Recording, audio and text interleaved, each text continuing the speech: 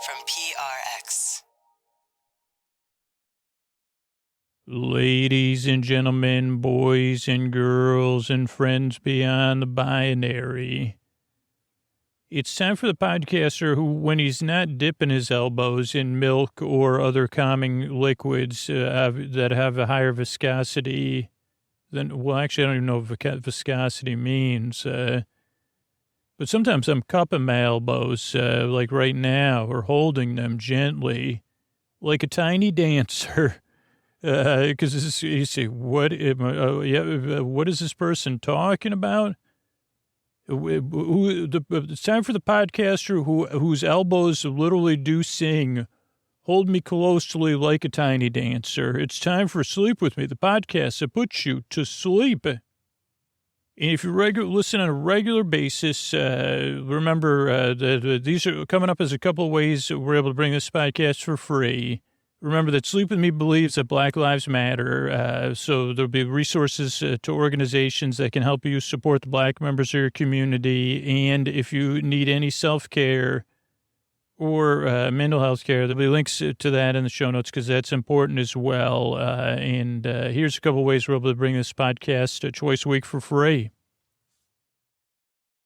All right, everybody, it's time for the Sleepy Supporter Zone. The one part of the podcast I need you to hear so I can keep it free and coming out twice a week. It's where it's where I'm in the most upbeat mood because I get to thank the people that supported the sponsors, tag the sponsors on social media, and let them know their partnership with the podcast is valuable. And I really like it. A lot of these people I'm going to thank here did like unboxing videos in their Instagram stories or shared what kind of deodorants, what scents they got, or shared pictures. And that is very powerful. And what a list we have. Nikki, Tori, Wendy, Robin, Katie, Cornelia, Kathy, Lauren, Heather, and Milo all supported native deodorant. You see who's smelling good? I'd say Nikki, Tori, Wendy, Robin, Katie, Cornelia, Kathy, Lauren, Heather, and Milo. Oh boy. So thank you to all of you. If you support a sponsor, tag them in a social media post, tag me, and I could try to thank you on the Sleepy Supporter Zone. That's the first part of the Sleepy Supporter Zone. The second part of the Sleepy Supporter Zone is getting the support you need. And if you're having a tough time right now, I have links to resources in the show notes, including international resources. So use those links. They're right in our show notes inside of most podcast apps. You just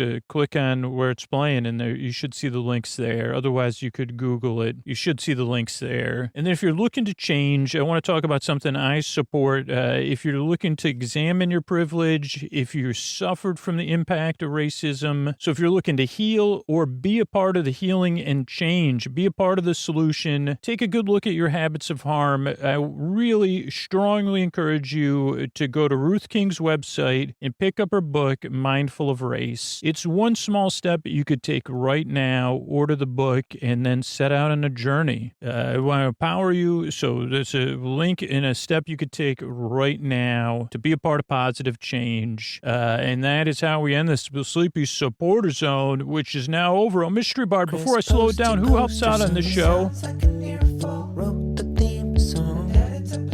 Carl W. the Legend. Also edits episode. Kenny, Scotty, and Jennifer.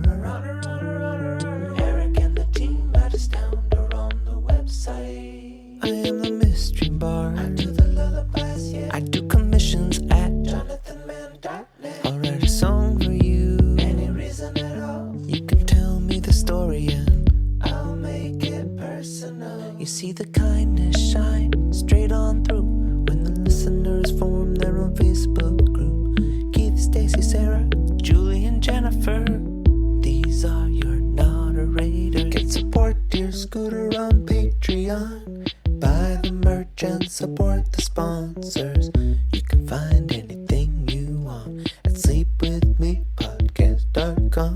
And we're so proud that we could dance. We're raising money for the Water Wheel Foundation, and Scooter might get a perm. Thanks, Mr. Bard. I'm at Dearest Scooter with a T, even though it's a silent T, on Twitter and Instagram. And that's where you could get me or our website or through the contact page. And then don't forget to subscribe in your podcast app so you get the podcast automatically. Now let's slow it down and get out the show. Hey, are you up all night tossing, turning, mind racing, trouble getting to sleep, trouble staying asleep? Well, welcome. This is Sleep With Me, the podcast that puts you to sleep. We do it the bedtime story.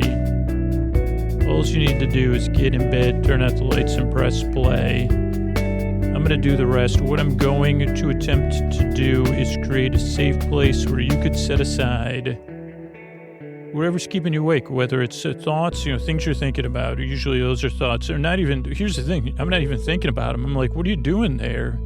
How'd you get there? So things on your mind or within your mind or all around your mind. Feelings, those could be emotions coming up because of those thoughts or that are just there.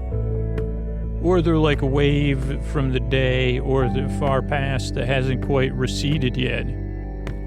Because not everything's like a beach, you know what I'm saying? So thoughts, feelings, physical sensations that could be related to thoughts, feelings, or just on their own that are there. Could be changes in your routine, your location, your schedule, whatever it is. I'm here to take your mind off stuff and keep you company as you drift off. And what I'm going to attempt to do is create a safe place where you could set aside whatever's keeping you awake. Also a repetitive place. Holy, you see, sometimes being repetitive is reassuring, but not reassuring. Like, I'm not an actuary, which I'm not even positive what that is, but I think it involves numbers and stuff. You'd say, okay, thank goodness you're not an actuary. So... so what I'm going to do is I'm going to create a safe place. I'm going to smooth it. I'm going to pat it. I'm going to rub it down. The safe place, not, that's what I'm rubbing down. And my elbows, of course. And I'm going to send that across the deep, dark night, lulling, soothing, creaky, dulcet tones, pointless meanders, superfluous tangents. I'm going to go way off a topic, which I've already done, but further afield is where I'll be at some point, all to take your mind off stuff and keep you company. Now, if you're a regular listener, holy cow, what's up? So good to have you back. So glad I can help you. Thank you so much for listening to this show on a regular basis. I'm really honored to be here. Now, if you're new, though, I want to give you some information. Regular listener, they're already, kind of used to all this nonsense, where you might not be, and that's totally normal. So a few things to know right up, kind of up front if you're new. One, this podcast is not for everybody. It's just a little bit, it's not a little bit different, but it just isn't for everybody. It's not everybody's cup of tea. But for everybody who's said it's their cup of tea, it's not like a regular tea where they say the first taste, they say, oh boy, is that green mint with, or is that a vanilla, is that vanilla sleepy time? Oh boy, it's like sleepy time, but with vanilla. Like, this is not like that. You say, well, is this tea? Are you sure this is tea? But then after 2 or 3 tries, you say, this is a tea I enjoy now. At first, I wasn't sure because I said, is that some sort of bitter melon or a tea? And you'd say, now it's a flavor I look forward to if you become a regular listener. And that's what most regular listeners say, like 95% of people that listen to this podcast on a regular basis. And because it's free, just give it a few tries and see how it goes. I really hope it can help you, but I can't guarantee it. But I do want the show to help you. And I'm going to give you more information just so you I can try to win over your trust a little bit. So podcast isn't for everybody. Even the people it is for don't like it on the first couple tries. Other things to know. One, this isn't a podcast you really listen to. It's a podcast you barely listen to. This is not an imaginary Nana voice in your mind when you're going out, you're trying to go out, and then this says, oh boy, you're going out like that? And you say, yeah, I was. Well, you're not going to bring this or that. Do you have any galoshes? And you say, Nana, I don't even know what a galosh, I don't know what a galosh, I don't even know what a galosh is or a galoshes. but it sounds like the way you said it, they come in pairs. I believe, are those like I'm going to giggle when I say this, Nana. Are those like rubbers, like shoe protect, like, for my shoes? I mean, she, oh boy, you might as well not, you're going to talk to somebody with that mouth, and that mind. And then what was my point? I have no idea what my point is. This is a podcast you don't listen. Normally, when you're in a more grounded state, you say, Nana, Nana, do you want me to get you anything? Like a person, well-adjusted person. I'm not that person, but when Nana says those things, you say, oh boy, like, yeah, Nana, I'm headed out. Yeah, I'm headed out just like this, but did you have some advice? Galoshes? Nana, maybe I don't own any galoshes, Nana, but I'll look for some while I'm out. Or, my celebratory, midsummer days coming, if you want to put those under the old giving tree, it'd be great. I'd love to have some galoshes, Nana. Great idea. I got to go. Do you want me to fetch anything? Butterscotch candies, root beer, whatever those hard root beer barrels are? Oh, boy, I'll see you soon. Can't wait. I'll be counting the moments. Oh, you live within my mind? Oh, so you're coming with me. Let's go then. So that's, so you don't need to listen. That was kind of listening. It'd be more like a passive-aggressive version of that adjust a person. You say, Nana. Oh, yeah, galoshes. Oh, boy, do I. I don't have galoshes. I have galoshes is in my trunk full of galoshes. Remember when I put out that song, to that 80s song or 90s song, Pocket Full of Kryptonite? It was trunk full of galoshes tonight, and every night. So that would be, this is a podcast you just kind of go, okay, Scoots, oh boy, galoshes, eh? You like saying that, don't you? Are you going to say galoshi next? Oh boy, Then Scoots will go Esorum East, So that's one thing. You don't need to listen to me. Also, this is strange, but this is a sleep podcast. There's no pressure to fall asleep. One, I'm going to be here for an hour, so you have plenty of time to fall asleep. But the other thing is these episodes are complete. So if you can't sleep, I'm here to keep you company, and I'll be here to the very end. So you can drift off whenever you want. There's no pressure to listen and no pressure to fall asleep. I'm here to keep you company, to apply for the position of bore friend, bore bae, bore cuz, bore sib, bore bestie, bore bruh, whatever it is. If you're in San Diego, that's for San Diegans and stuff. So I'm here to keep you company as you drift off. What else? Oh, structure. That's another thing that can throw new listeners off. So let me tell you a little bit about the structure of the show. Starts off with a greeting. Ladies and gentlemen, boys and girls, friends beyond the binary. That's to make you feel welcome and let you know you are welcome here. Then there's a business. That's how we keep the podcast coming out twice a week. Then there's an intro. Sometimes the new listeners particularly get the business and the intro mixed up, or they say, well, why do I got to sit through the business? And I say, well, it's a sleep podcast. We got to do it up front. But here's the thing. If you're new, you don't got to listen. You could practice not paying attention. If you're a regular listener, I do need to listen to that part. But so then there's the intro, which can sound like business, but it's really the business of not like nonsense, because it's just where over 900 times I've described how the podcast works, and I'm going to keep you company. I introduce myself to the new listeners. I go off topic a few times. Maybe I talk to the Nana within my mind, but it's like something borrowed, something blue, and something new or whatever, so that if you're new, you get an idea of what to expect indirectly and directly, as a matter of fact. But if you're a regular listener, you say, okay, Scoot, this is going to be a little bit different, so my mind doesn't adjust to it, the parts of me that keep me awake, but at least it's familiar, like my other favorite familiar things, like my pillows or whatever, or cupping the old elbows, like I say. What was my point in there is, I don't know what my point. Oh, so the intro, though, it's about 12 to 18 minutes. That's what can throw new people off. They say 12 to 18 minutes of introducing a podcast. And I say, yes, a sleep podcast, though. So here's what happens. Like, as you become a regular listener, you kind of start to experiment and build your bedtime routine around the intro. So for a few percentage of listeners, they just start the show at 20 minutes, or they listen to story-only versions on Patreon. For the rest of listeners, they make different adjustments. Some listeners wake up and start listening to the podcast. Some listeners start the show before they get into bed as they're doing their wind down and bed prep routine. Some listeners are in bed getting cozy and maybe doing some sort of other mellow activity.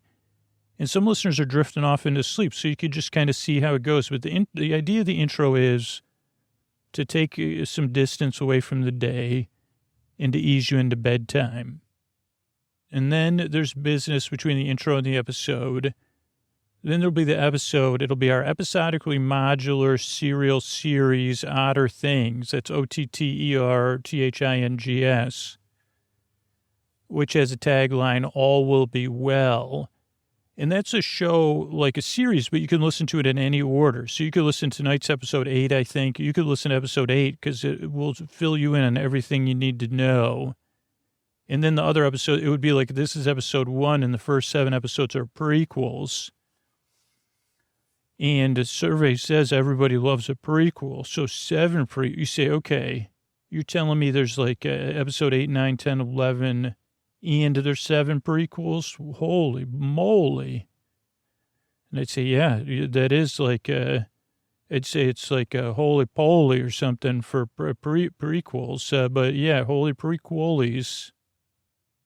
So, and then there's some thank yous at the end. So that's the structure of the show. And I think that's most of the stuff you need to know. Other than this, like the reason I make the show is because I've been there, even recently, 2 nights ago. So I know how it feels, tossing, turning, mind racing, trouble getting to sleep, trouble staying asleep, all those things. And it's just not pleasant being tired or overtired or cranky. All those things I've experienced very recently, but not right now. Right now I'm here to keep you company, so I'm happy. I feel good. So that's one part of it. The other part is you deserve a good night's sleep. You deserve a place where you can rest and relax. And you deserve to wake up and feel like ready and energized to face the day. I mean, not every day, but, most of the time at least. And I really want to live in a world like that where you're rested because that means you're going to be flourishing and our world will be a better place, truly, if your world's a better place. So that's why I'm here. That's what I do. Again, give it a few tries and see how it goes for you. You really have nothing to lose. I mean, other than the people that already turned it off that really don't get, like, they don't, I don't know, even those people, especially recently, I've gotten more and more reviews of people that stronger than loathed me.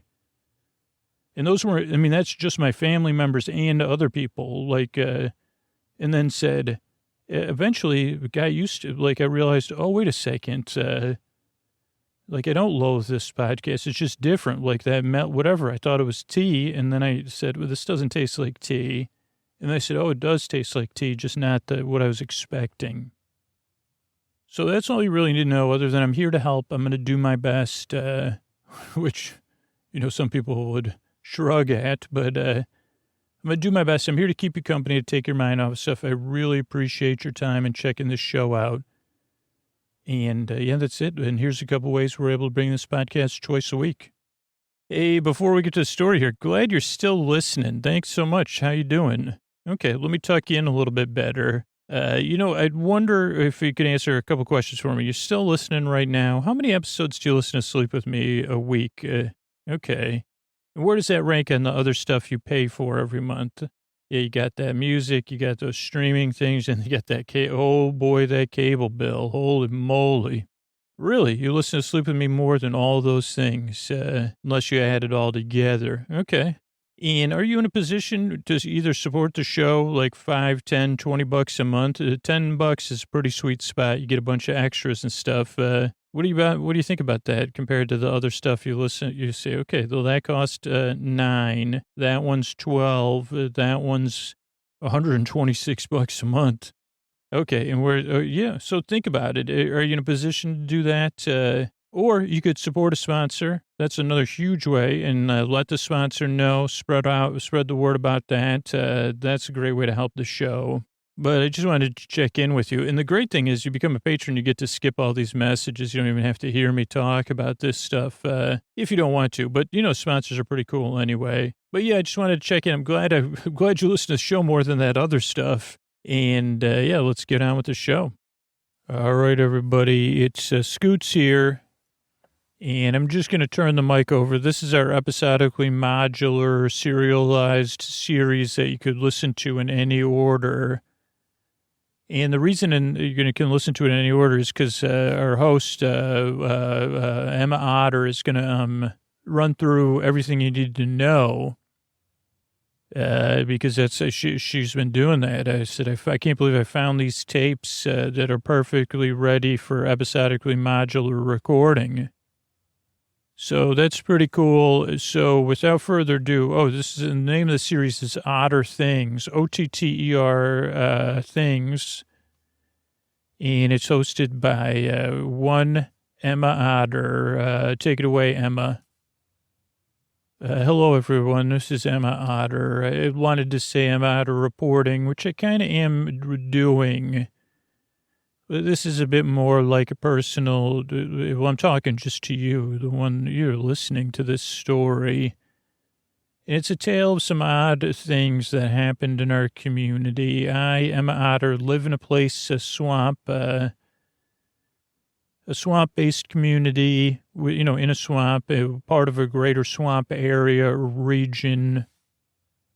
And we're all swamp-based beings, or, I don't know, I think a scientist would say that. You're a swamp-based being, Emma. I'd say, well, I'm an otter. I'm also a part of my family, then I'm part of a community, and I'm a lot more than those things. But sure, you could say that I would agree with you, because I'm a being based in a swamp. And we're also beings based in a swamp, based in a larger swamp, and you might technically say it's one big swamp, but not to us, because, of course, there's other communities in the swamp, bigger towns, and at River Bottom, you'd say, is a small city. So on three sides of our community, because we're right up against the border, three sides, there's swamps, as far further than the eye can see. But on one side of our town, it's bisected by a road, and beyond that is a place beyond the swamp where no one goes, or is supposed to go. It's bisected by a road that's raised up out of the swamp, and then there's a more swamp on the other side, but it's a part of the swamp we don't go to. And it, behaves differently because the road is there, interrupting the natural flow of the swamp, but our community and the road has been there for so long that it's just normal to us. So I don't even really know much about it, other than we don't go on the road or to the place beyond the swamp. We'll look at it. And sometimes there's mysterious vehicles on the road, but none of that is important right now, because I'm here to tell you what odd things happened. Now, I'm Emma. I live with my family. My brother Tefe is in high school. I'm in middle school. I want to do this a little bit more efficiently, catching you up. I have some friends, Willow, Vaughn, and LJ, and a new friend, Billie. My brother Tefe is in the same class as Willow's sister, Dari, in high school. We're all in middle school. Okay, so that's, okay. Oh, so let me tell you what odd thing happened. We play a role-playing game called Bards and Big Bunnies, and one night after our game, everyone went home. We played it at my house, Vaughn, LJ, and Willow. But Willow took a road less traveled, and we thought she moved away to start her music career. And there was clues left that led us to believe she did move to River Bottom, recorded an album. It was an album that had a lot of goofs on our town. And of me, I thought she was one of my best friends. And so that was it. And we were all sad, but we didn't necessarily believe it. We said, maybe, what if Emma, or what if Willow, Emma, my friend, said to me, what if Willow didn't, what if Willow took a path less taken somewhere, like in a goose chase or something else, like in a game of big bards and big bunnies? While we were looking for Willow, we met Billie, a duck-billed beaver, who had come from the place beyond the swamp, the visitor center, through the tunnel. I think through the tunnel. Actually, we never did we ask her? I don't know.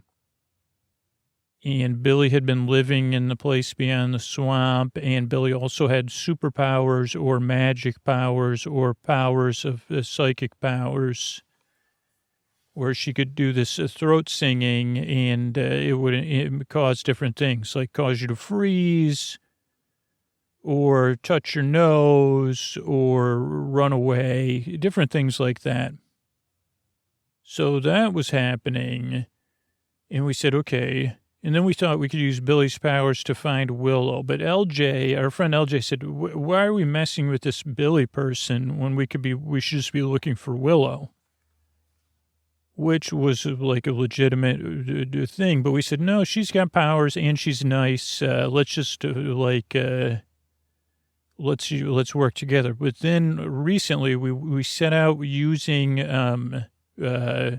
tuning forks, electromagnetic tuning forks, to find the sympathetic vibration, which we believed led to the place beyond the swamp where we thought it would lead where Willow was, but it really, Billie was scrambling it. So then LJ got very displeased with Billie and said so with strong words. And then Billie used her powers to make LJ run away. Then we used strong words with Willow to say that's not okay. And then, or with Billie, I'm sorry. And then Billie ran away, or we kind of shamed Billie a little bit. Okay, so that's what's going on with me. I'll pick that up. I went home. It was evening. Meanwhile, Dari and Tefe also, over a course of time, came to believe that Willow's album was not real and Willow was someplace beyond the swamp. They discovered a big goose bunny that was living somewhere underground and had a nursery, also a playhouse, giant playhouse version of our town, because this bunny's big, and a goose bunny. And also a nursery where the big goose bunny may be keeping, we don't know this though, Willow and Dari's friend Babs, in like singing to them and treating them like they're babies or dolls. Some of this is a leap in logic, but I want to fill you in on everything, because you would, if you're getting a chance to put that leap in logic. So they're still searching, but they had discovered that a lot of that recently. Meanwhile, the head of our community resource team, Bull, Leon, the bullfrog, we call Leon, or Bull. Well, we call him Mr. Community Resource Officer. And Willow's mom, Frances, have been looking for Willow. And they've had quite a journey thinking, okay, Willow's gone, Willow's not gone. Willow did record an album. Willow didn't record an album. I know my daughter wouldn't do that, except that your daughter would. Back and forth, with everybody involved. They have eventually realized by, deduction, inference, investigation, something's odd is going on at the place beyond the swamp involving Willow. So that's really where we are. And I can kind of catch up on where everybody is currently. So the place beyond the swamp is actually a laboratory run by a fox named Max Modine. And they are looking for Billie and trying to figure out where Billie is. So that's what's happening there. And also, they're doing something else, obviously. LJ is at home not speaking to me or Billie or Vaughn. Willow has gone off on her own and was sleeping. I guess you could tell you where where I've been and where everything that's going on. So I went home after the whole Bill. We couldn't find Billie, so we went home. Vaughn went to Vaughn's house. I went to my house, and I was seriously frowny faced because he said, my friends don't get along. I couldn't manage it. Then I lost my, top a little bit and yelled at Billie, who's, not from around here. So how's Billie supposed to know? Or who does define, what behavior is allowable with superpowers? So there's that. And so I kind of was looking at the blanket fort where we had Billie sleeping in my basement, and I was frowny facing, also kicking some pillows and, just not happy. And let's see, Francis and Bull had headed to the library in the morning, of course, and they were going to look into some things. I think that's everybody. Dari and Tefe, they've been on their own adventure, which I think you should be pretty caught up on. They're actually, I kind of went through all that in the last recording I made just because I had all those notes prepared. So let's start at the lab, or the place beyond the swamp, the visitor center.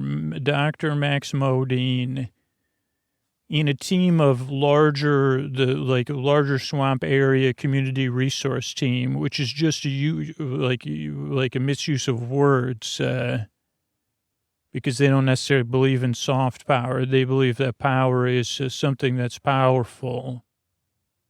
And Billie's tied in that some way. And they also believe in DECEPTION.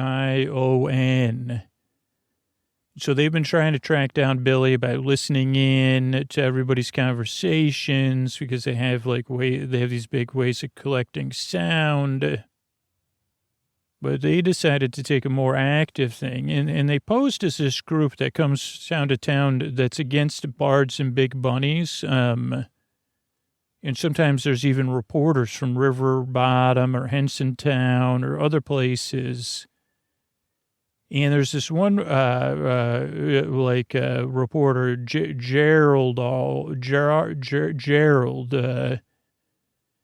and Gerald, we thought was up until, and I don't mean to spoil this for you, we thought was a reporter, really works for the Greater Larger Swamp Authority or something. And also Gerald, we thought Gerald was independent of this group of concerned parents about bards and big bunnies. It was concerned, CA Kappa. I think Kappa is what they're called. And they go around saying to parents in different towns they say the same thing about comic books and music, though. They say, do you know that children that play bards and big bunnies believe in supernatural powers beyond our understanding? And that it's a game teaching. And they say, well, my kids seem pretty resilient that play. It teaches them resilience, right? Oh, no, the wrong kind of resilience. My parents definitely didn't go for it because they had come a couple of years ago. And my parents said, well, it teaches them problem solving and performance and creative problem solving, math, conceptualization, image, all these things. They said, yeah, but the wrong kind, not the kind you watch your children practicing. Do you want your children to believe in a world with big bunnies that might come and take your community resources and reappropriate them, and that magic's going to fix that? And then usually my mom says, well, actually, it's not the magic that fixes it. It's the proper use of magic within a problem-solving But anyway, usually, my mom just doesn't have patience for him. This is all to say that this organization may independently exist, but at this point, they'd sent out a version of this organization or the actual organization going, and they went to our teacher's house, Professor Moose. And they did a 1-2 thing on old Professor Moose, who's really good at advocating for students. But they did a 1-2. So they sent the organization first to this, and they said, well, we're a group of concerned parents, and we know that, you've been known to discuss Bards and Big Bunnies. We know that you played it as a youth, for edition 2 or whatever. And, we need to know what youth are currently playing Bards and Big Bunnies so we can help balance the scales. And Professor Moose said, well, I don't really know. First of all, you're at my house or my home. I don't know what, Professor Moose said, well, are you concerned parents locally? And they said, no, we're part of your broader community. They said, well, whose parents are you? And they said, our children's parents. And it sounds like we have to be parent more than just our children. And then Professor Moose tried to, the same thing as my mom, but what they had in their back pocket was out of a van came Gerard, the reporter, with cameras. Now, just like anybody, you assume the cameras are running live in real time. So Gerard said, hello, are you a teacher? Oh, boy, holy cow, what is this you're teaching children? Did you hear what happened in Frou? And Professor Moose said, no, I didn't hear what happened in Frou. And Gerard said, well, that was where Bards and Big Bunnies, and Gerard told some tale, not true, actually fiction, or a misaccounting of events about something that happened in Frou, some forest community or something.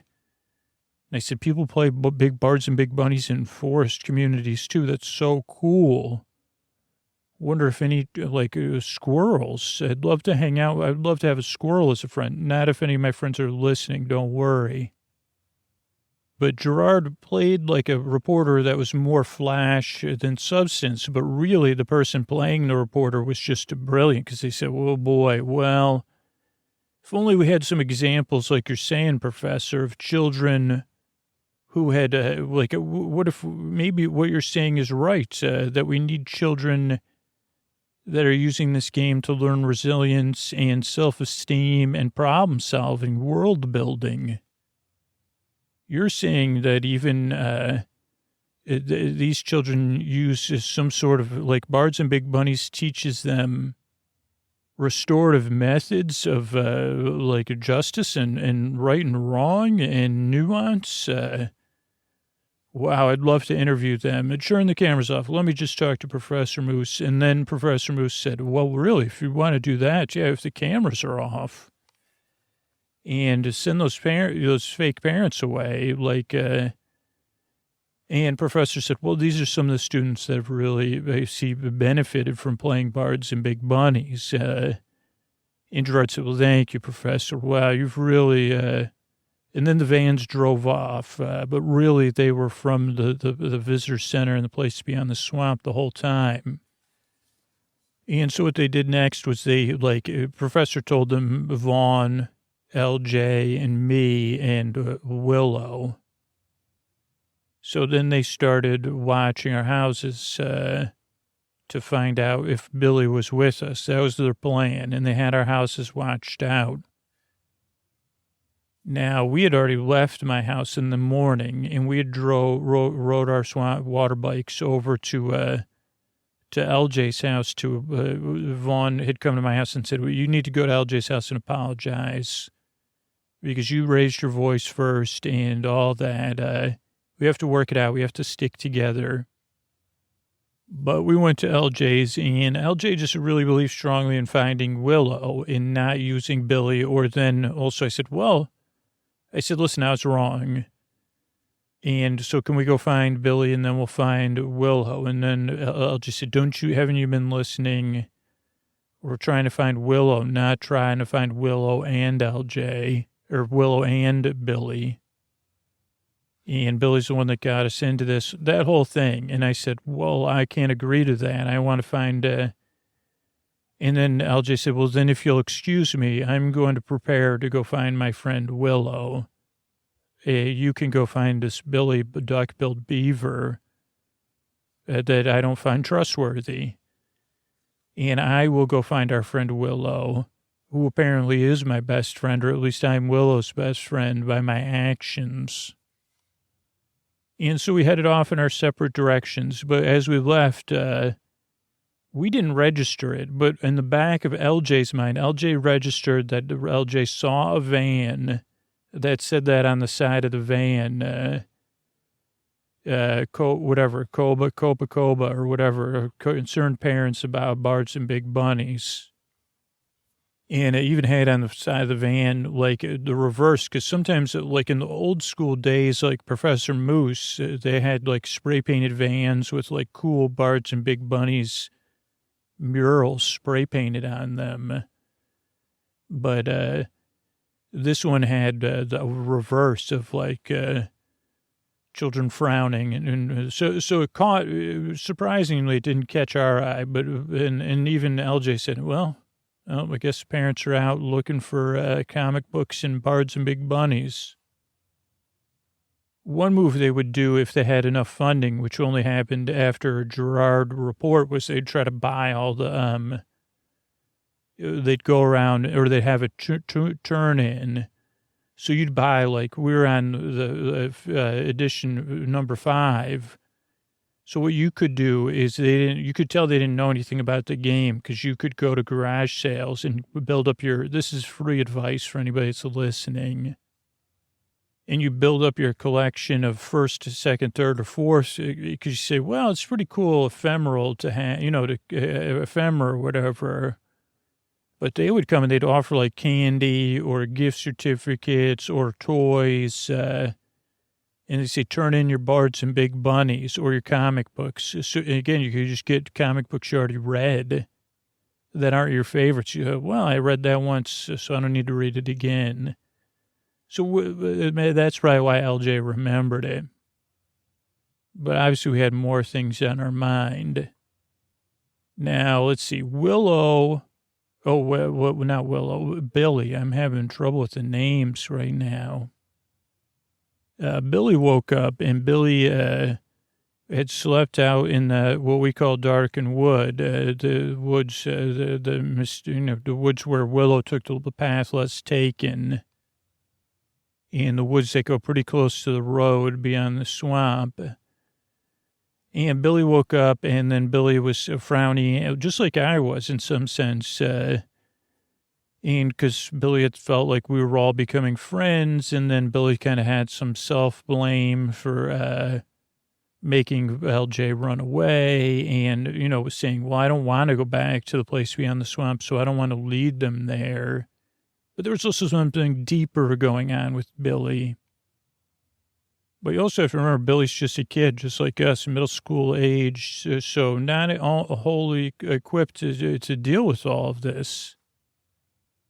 And so first Billie, kicked some leaves and threw some acorns and looked at like in the like a lake and said, "Frowny frown," or whatever, swamp. I know we call it a lake, even though it's in a swamp, because it's within you know what I mean. Just an isolated area of water. And then Billie started to walk and think, and as Billie started to walk and think, one thinking about that's morning time for sustenance, but also thinking about flashing back to when Billie lived in the place beyond the swamp below the visitor center.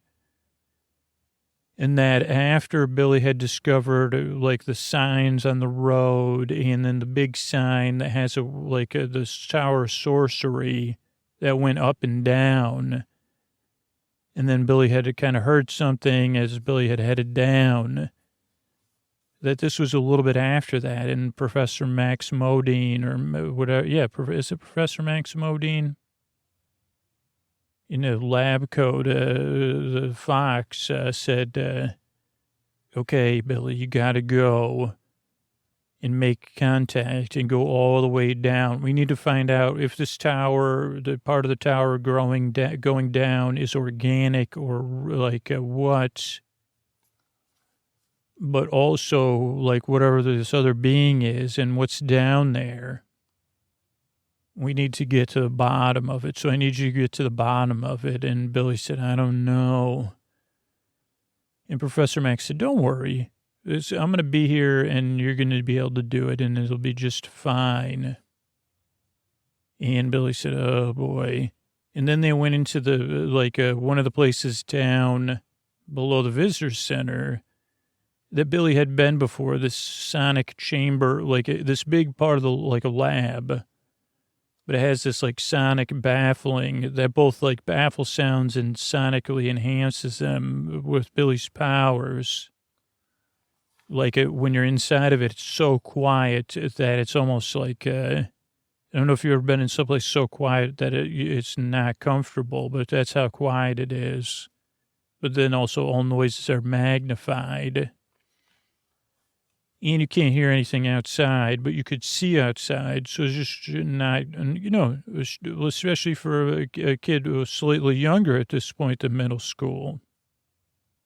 And also there's tons of people, which normally is not the case, observing from different greater swamp authorities and greater, I don't even know, mammalian, I don't know, people with olive and navy and buttons on their suits, lots of lab coats. And then also it was a celebratory atmosphere. So they even had this band, the Rivertime Fun Time Band, very famous band. And the band was playing the same song that Billie had sung, a Signs song, and then playing another song, You've Got the Power. And also Billie said, are they saying it's getting kind of hectic? Because, and she said to Dr. Max Modine, I'm getting kind of hectic with the singing. And Dr. Max said, don't worry. The band is just there to kind of keep our power. I thought you'd like it. And Billie said, I don't. And Dr. Max said, why don't you get in the sound baffle barrier amplifier thingamajig? And just, think of a lullaby. And then when you get there, whatever it is sing it a lullaby. Sing yourself a lullaby. You're going to be fine. This is all just sound-based projection. It's not real. And I don't want you to worry about it. You do have the power, just like they said. And you can sing a lullaby and... you'll be fine. Just go find out what you can. I need you to do this for me, okay? And really, I care about you deeply. And, of course, I would only have you do this if it was necessary, in my view, for the greater good of all of the swamp and areas even beyond the swamp. And also because I'm intensely curious. And Billie said, okay, fair enough, I guess. And so Billie started getting settled in the baffling thing. And while Billie was doing that, Leon and Francis had gone to the library to research Dr. Max and the visitor center and the road and the place beyond the swamp, which Leon had already been there. But they kind of dug a little bit deeper and they kind of said, okay, Francis said, okay, this was after okay, here's what I found. This Dr. Max is big on these human theories. So you can, the idea that humans once walked the earth or maybe the road and the vehicles are holdovers from humans or that humans are still around. They never really left. Leon said, well, it's been proven that humans were never real, I thought, that it's all just a myth. And he said, well, I'm just telling you what this Dr. Max, this was in Dr. Max's younger days. Looks like Dr. Max was raised in a home like that, had that as a belief system, and that humans were part of it. But then again, Dr. Max took it to a different level. And Leon said, well, that's interesting, Francis, because what I've discovered is, like, some of the ways this place is funded. It's funded by the Greater Swamp Authority and some other businesses, and it was just really strange. Like, some businesses that don't even believe in community resource sharing. But Dr. Max has been getting funding from both sides of, like a community, like, and even individuals that say, okay, we believe in the community and sharing and flourishing model, and those that believe in a more defensive, single-minded, all-or-nothing module.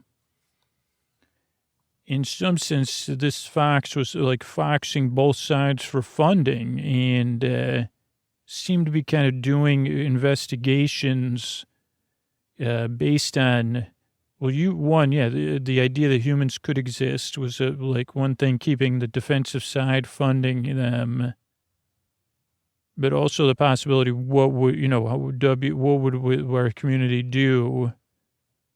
They said, well, even in every human story, they don't like swamps. And they said, well, that would make sense why they built that road through our swamp if their humans were real. Well, it's interesting because, Francis said, because it looks like Dr. Max also had this rebellious side, and like had a zine about bards and big bunnies, so like as a teen or a university student, and was big into the magic and stuff, like almost like the zine is almost like a real historical accounting of bards and big bunnies events, even though it was a zine. And Leon said, well, that's really interesting because that's what kind of work Dr. Max has been doing down there, looks like, is saying, okay, like the whole thing about humans, and then looking at different non-swamp beings. So there's like a river dolphin that they were working with for a long time down there. And then something called a platypus or something. And that doesn't even live even anywhere, like it lives from thousands and thousands of miles away beyond an ocean. And a couple other ones. But the platypus is like a mammal that lays eggs, but it's a duck-billed beaver, which brings up that question of, like, didn't someone say I don't know, but I guess there's something. Well, I know exactly what you're going to say because I was reading about that. So the dolphin and the duck-billed beaver, they all have either other systems or organs that have powers, the platypus, I think, like they have the ability to detect things, like almost like a beyond another organ and sense beyond what we have, sight, sound, touch, smell, and taste. And, that there's just sound is a big part of that. Like a lot of them are based, or frequencies beyond that. Yeah. Well, okay. That makes sense, Francis, because they were doing work there. And Matt mentions platypuses, and it looks like this one dolphin's name is Desiree, that quit and even filed said, I never worked there. Well, do you think we could go talk to this river dolphin? I think so. I managed, while we were talking about it, I looked it up, and the dolphins lives not too far away. We could, if we get driving now, we could go check it out. One more thing is that Dr. Max was also funding this operation with music companies and other not-affiliated nonprofits. Someone was looking into it, a reporter, but then they gave up. They were posting these anonymous blog articles. Okay, well, let's get to the bottom. Let's go look. Let's go talk to this dolphin. So they headed up to talk to the dolphin. And meanwhile, let's see, where should I start? So let's see, I could tell you that LJ set out and started still using the electromagnetic tuning fork to follow the sympathetic vibration. And then LJ realized that it was heading towards the place beyond the swamp. And then LJ went to the gate of the tunnel that goes underneath the road that we're never supposed to go near. And LJ used his stick and stuff to see if the gate was locked, and LJ couldn't get the gate open. But it was definitely, and LJ was like, this is where Willow is. So then LJ crawled up the embankment towards the road. And now this road is like, holy cow. Do not, there's just some mysterious vehicles, gigantic ones that just go on this road. And we're just told not to think about it, that it's something we don't need to know about. And if we go on the road, there's no chance of telling when a vehicle's going to come, so don't go there. And LJ knew all that, but LJ was determined to get to Willow and to the place beyond the swamp, the visitor center, and the bog walk. So LJ put LJ's ear to the road before crossing, and then heard something coming very fast, and LJ heard it of course when you put your ear to something, it seems closer than it is. So LJ jumped very fast up to the top of a sign, the sign that says no stopping at any time for any reason, animals not friendly in this area. And at first LJ was going to climb back down because it's just my imagination, or maybe it was somebody sneezing or something. And then a giant truck came, and the only things LJ saw was that there was nobody driving it, no animal driving it, or mysterious human. And that the top of the truck also had these giant reflective panels, which I could just tell you are solar panels. That's how the trucks are powered, I guess. And then LJ climbed back down and got closer to the bog walk, ran across the road, climbed another tree that saw down into the visitor center.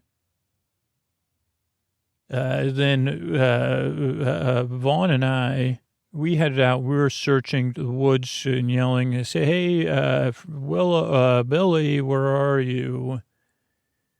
And as we looked for Billie, the next thing we knew, the kids... some of the kids from school that aren't nice that I told you about, that think they're in the River Bottom Fun Time Band and they act like that.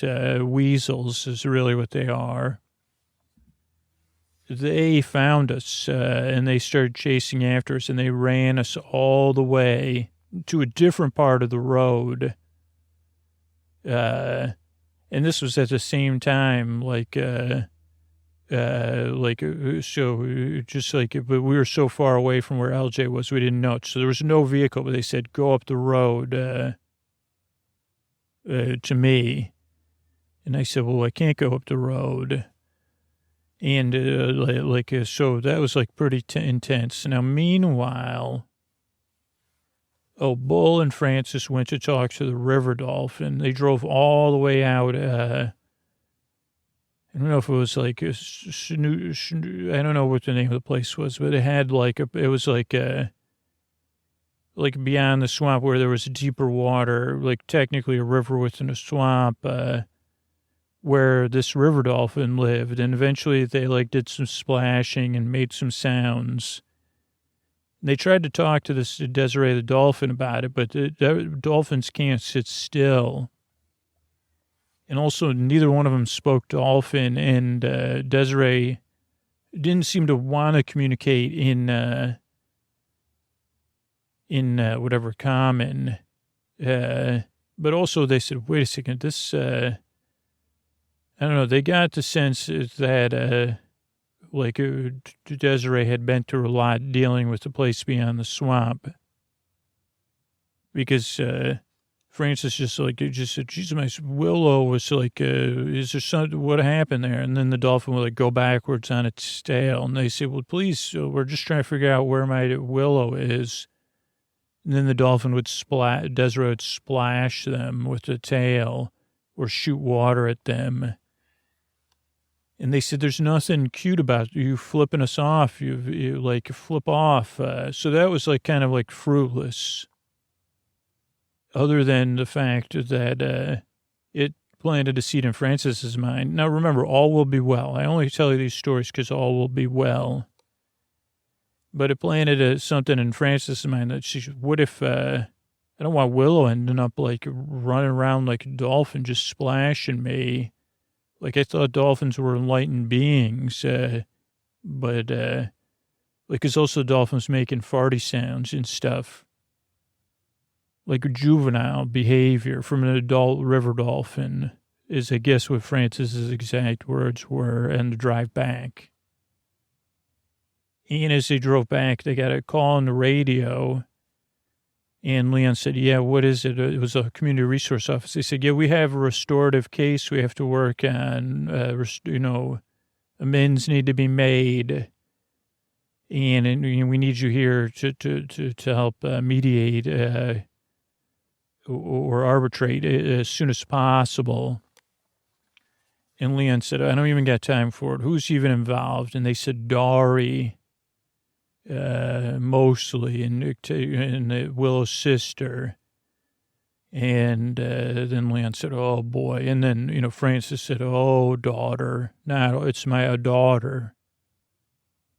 And then Tefe, they said, anyone else? And they said, Tefe the otter, that smooth otter, the smoothest otter in town.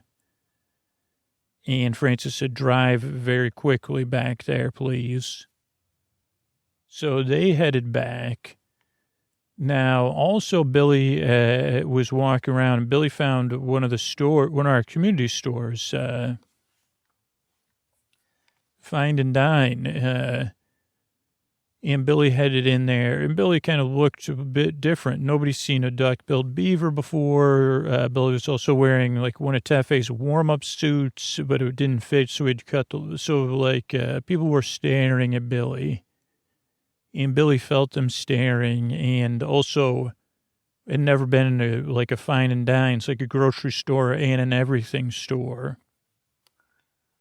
So Billie was looking for someplace, and then Billie came across a display for the pump up the jam puffs, the version Billie had seen an ad for. Pump up the jam Dino puffs, but it was and this is just strange synchronicity. It was a tower because this month. Coming up as the Dino Puffs Pump Up the Jam was a tie-in with Bards and Big Bunnies. And so Billie went in there and hid in the tower. It was a tower of cereal boxes. And Billie was looking at the backs of the cereal boxes, and then the manager was like, excuse me, are you a duck or a beaver? Can we help you? That's a display, Billie had already started to go back to when Billie started looking, so Billie had discovered within the song, the signs, singing the song, the tower, which was this thing, it said, go see the wizard's tower, or the source tower sorcery. And just like Billie's last visit, Billie climbed up and then went in the tower.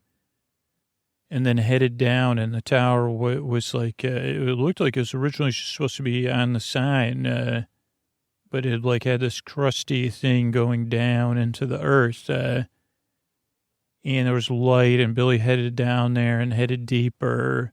Didn't like it, but again, it's Dr. Max. Billie trusted Dr. Max, so Billie was humming a lullaby. But Billie heard something and saw carrot shards and also sensed some aliveness beyond that. that something odd was happening. And Billie kept going, though, because Dr. Max, had asked her to. And then Billie got down and headed in a direction, and then started to hear some hopping, the tower or the tunnel had gotten bigger. And all will be well. And Billie kind of was singing a comforting lullaby. But then Billie sensed this bouncing coming towards, and Billie knew the bouncing had heard Billie. Now, Billie was very smart, so Billie sang and knew she had these powers. So now Billie didn't know the game of Barts and Big Bunnies, which is amazing, but Billie used this power to do like this thing, like it called a mirroring spell or double image or something. I think it was double image was the song. I don't know the song, to be honest, but Billie sang a throat song that created like a mirror image or like an illusion image of Billie lying down sleeping. But then Billie covered herself in dirt and kind of like curled up in a corner.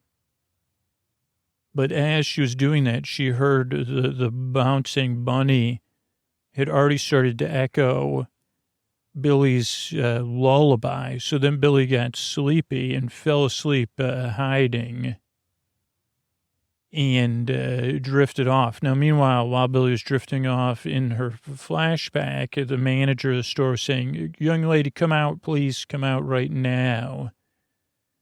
And Billie was actually absentmindedly eating Super Dino Puffs Jam Edition from the box. Like I said, I'm calling the community resource office. So Billie just grabbed 4 boxes at the base of the tower, and the rest of the tower, the cereal tumbled over on the manager. Just light cereal. But enough that Billie started walking out of the store with 4 boxes of Super Puff Dino, Super Jam Dino Puffs or whatever. And then the manager said, "Oh, no, you clean this up, blah, blah, blah." Then Billie sang "Pump Up the Jam." And then the jam started popping out of the boxes, and then that got all sticky. So it slowed the manager down. Billie left, headed out, back into the woods to eat Super Dino Puffs. And as Billie was eating 4 boxes of Super Dino, Billie was hungry. Billie drifted back into that memory because Billie had been asleep from the big bunny's singing or lullaby singing. But then Billie started to hear the big bunny, very strong words, upset, "Where did you go?" And Billie woke up and opened one eye and saw the bunny, that her image was fading. The spell had worn off. And the big bunny was not happy about it. Like the big bunny had gone from curious to, and it also had 2 goose. It was not just a bunny, it was also a goose. And then Billie must have Billie just barely moved. And then the bunny turned and the 2 goose heads looked at Billie. And as a middle schooler, this is already a strange situation. Billie did not like that. And Billie's reaction, having powers, was to use her powers all at once. And she kind of created, now I don't know this for a fact, but Billie sang at the same time in her throat from a distance, coming out of the dark, and groove is in the heart, all at once while she was running forward. So I don't know if Billie was creating a sonic drill or melding whatever this was that she was in, because we have, from reading the Southern Swamp trilogy, we wonder, even though Billie was in, according to Dr. Max, just in an image, a sound-based image, Billie was also in a physical place, which is a bit complex to understand until you accept the theory that there's multiple universes. So really, Billie was in a universe like the soundless realm, even though there was sound there. But Billie wasn't just tunneling through the sound realm. She was tunneling through the space in between the universes. I can explain this to you so you know that all is well. To get back to where Billie thought Billie was going to be most secure, which was Dr. Max, but Billie was actually already with Dr. Max, so she was only using her mind and powers. So within the room that she was in, below the swamp, all of a sudden, like, everything started shaking.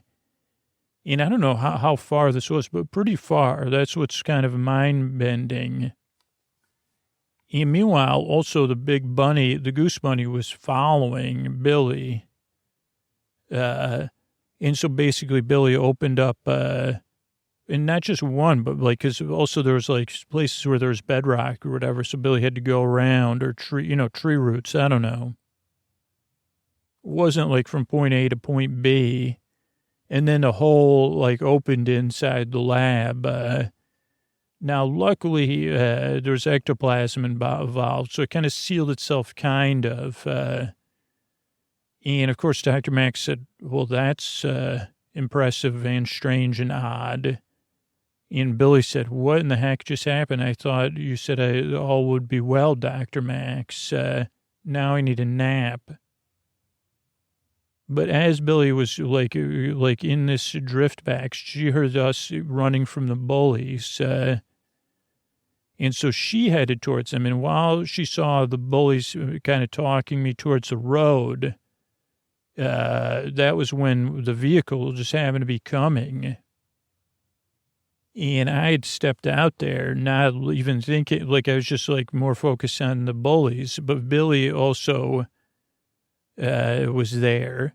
And so Billie floated me up in the air to fly. That's how I saw the back. I saw the solar panels. I said, well, those are like in the science magazine, as the truck went under me.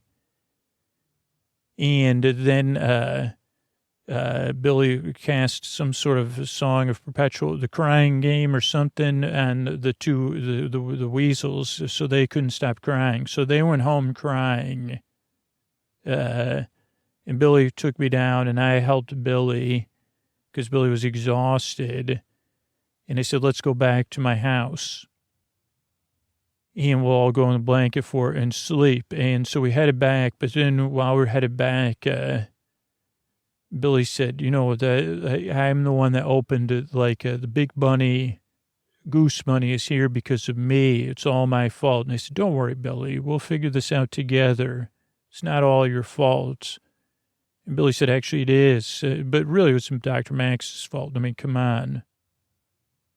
But as we went into my house, the people from the place beyond the swamp were watching, because they were watching from the van, anti-Big Bunny's van. Now, just while that was happening, they were like calling in to the lab, to the place beyond the swamp, and saying, hey, get everybody together. Get as many vans and as many non-soft power authority figures you have, and get over here. We found the duck-billed beaver. Well, they knew it was a platypus, but LJ was watching at this time. So LJ saw them all go out and get into vans. Some of the vans were labeled Parents Against Big Bunnies or whatever, and that's when LJ made the connection. Wait a second, they were parked out in front of my house, too. They must be headed back. This must be related to my friends and Billie. And so LJ headed out to run back to let us know. And we had headed back to get some rest. And so that's a good place for all of us to rest, I think, for right now, is to rest. And we'll be back. I'll be back to tell you more odd things soon, but all will be well. And all of us, I'm here right now telling you this story, relaxed and calm, so you know that you're well and all will be well, as well as can be, because odd things happen. But it's okay, because I'm at my Otter, here talking to you. Good night. I want to thank everybody that became a patron recently. Kelsey, Alexia, Heidi, thank you, thanks, and good night. David, Heather, and Cindy, thanks, and good night. D, Christina and Trevor, thank you. Thanks. Good night. Lois, Cara, and Sarah, thank you. Thanks. Good night. Green, Emily, and Alicia, thanks. Good night. Ellis, Chris, and Margie, thanks. Good night. Kathy, Catherine, and Jess, thank you. Thanks. Good night. Louise, Anna, and Michael, thanks. Good night. Denise, Andre, and Jose, thank you. Thanks. Good night. Natalie, Laura, and Anna, thanks. Good night. Rachel, Cameron, and Jason, thank you. Thanks. Good night. Matt, Brian, and Robert, thank you. Thanks. Good night. Ellen, Sarah, and Reese, thanks. Good night. Wes, Tish, and H. Snail, thanks. Good night. And Jenny and Eleanor, thank you. Thanks. Good night. Thanks, everybody, for supporting the show. Sleeping Bees exists as a free podcast. You can support the show as a patron or support the show on by supporting the sponsors. And we grow this podcast by people spreading the word for free. So that's a great way to help the podcast, and I really appreciate it. And I couldn't do it without any of you. And that's it. Speaking of spreading the word, I want to let you know about something. Thanks and good night.